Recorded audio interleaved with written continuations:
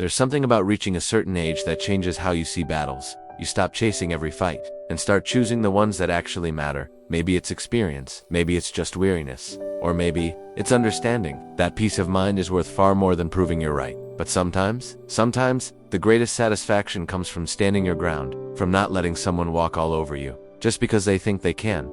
And that is exactly what I was thinking as I stepped into that cramped little courtroom in Riverside County. Karen Petton was already there, the queen of Maple Grove, herself, sitting at the plaintiff's table like she owned the building. Her perfectly manicured nails tapping a thick stack of papers, thicker than an old phone book. Her expression, smug, confident, cold. She looked like she was savoring the moment, convinced she was about to ruin my life. She dragged me here, forced me to fight her ridiculous lawsuit, all over rules that didn't even apply to me. Because here's the twist. I didn't even live in her HOA. But since when had facts ever stopped Karen? In exactly 3 minutes, her power trip was about to end. Let me take you back to how all this nonsense started. Brief pause. 15 years.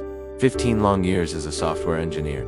Saving every bonus, every overtime check, every bit of vacation time sacrificed, just to buy the land of my dreams. 5 acres of forested peace, a small green cabin, built to blend with the pines. Natural landscaping. No manicured lawns, no concrete sidewalks. My own piece of the earth. A home, not just a house. It wasn't in Maple Grove, but just outside its limits. Close enough that I could see their identical beige houses from my deck, but far enough that their rules didn't apply to me. At least that's what I thought then. Came Karen. One morning, she appeared, a clipboard in one hand, a frown, sharp enough to cut steel. Introduced herself as president of the Maple Grove HOA, like she expected me to salute, and then came the list. The color of my cabin, the height of my trees, the gravel in my driveway. I let her finish her speech, and then calmly told her, I don't belong to your HOA.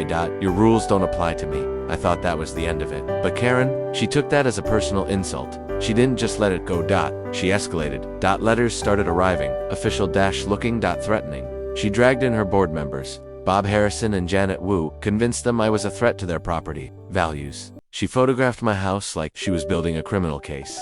She circled trees and rocks in red ink. She wrote dramatic phrases like aesthetic disruption and non-compliance in the margins. She even made a PowerPoint presentation, complete with animations and ominous background music, warning her board about me. But the real turning point, she hired a surveyor. Spent HOA funds trying to prove my cabin somehow belonged to her community. Eventually, she stumbled upon a planning document from 1997. It mentioned a future expansion zone for Maple Grove. Karen clung to that vague sentence like it was gospel. She declared my property part of the HOA. Fact didn't matter. Reality didn't matter. In her mind, proximity equaled ownership. And when intimidation failed, she sued me. That lawsuit, a disaster, demanding I repaint my house beige, cut down my trees, pave my driveway with her approved materials, and, my favorite, pay 5 years of back HOA dues for a community I never joined, over $32,000. Most people might have panicked. I didn't. Instead, I made one phone call to the county records office and requested a single document. That was all I needed, and that brings us back to that courtroom. Karen arrived early, suitcases filled with binders, posters, enlarged photos. She even wore her lucky gray pantsuit. Judge Patricia Steinberg called our case. Karen, she leaped to her feet, delivered a speech like she was auditioning for a courtroom drama, talking about community integrity, property values, visual harmony, throwing around HOA bylaws like they were the US Constitution. 2 minutes and 47 seconds. Then, the judge turned to me. I didn't say a word. I slid across one piece of paper, a certified document from the county recorder's office. It proved beyond doubt that my land had been subdivided in 1994, 3 years before Maple Grove HOA even existed, and that my property was not, and never would be, subject to their rules. The silence that followed was heavy. Karen stopped tapping her nails. Her mouth opened slightly. Her cheeks turned bright red. Judge Steinberg read every single word.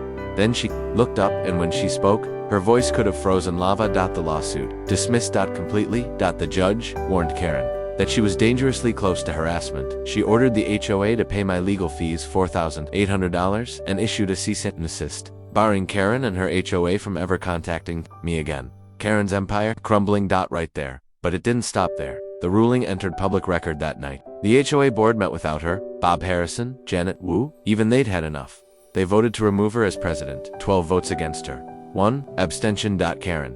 And because of those legal fees, every homeowner in Maple Grove received a bill, a $40 special assessment. The outrage, instant. The next Monday, the real blow landed. Karen's employer, Coldwell Banker, got word. She was suspended. pending a state ethics investigation.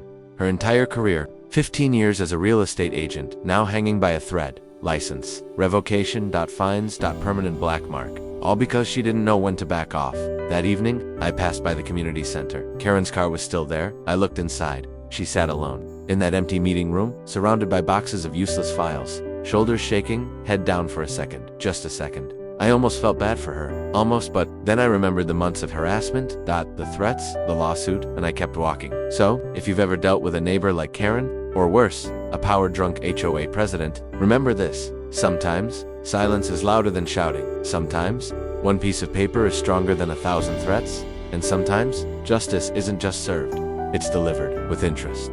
Brief pause, calm background music before you go. If you've ever faced a neighbor like Karen, or stood your ground against unfair rules, hit that like button. Subscribe to the channel for more real stories where justice isn't just served, it's delivered. And tell me in the comments below, have you ever dealt with a neighbor or HOA like this? What would you have done in my place? Do you think Karen deserved what happened to her, or did it go too far? Have you ever stood up against unfair rules in your life? I'd love to hear your story, because sometimes the real battles aren't fought in courtrooms, they're fought right outside your front door.